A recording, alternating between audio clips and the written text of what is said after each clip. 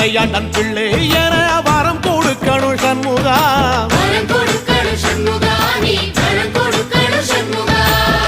திருச்செந்தூர் கோயிலிலே வேளாடணும் சண்முகா.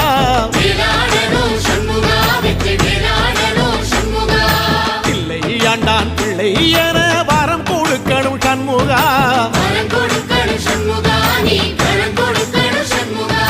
கண்ணுபடும்படி சண்முகா இந்த காலம் முழுவதும் சண்முகா.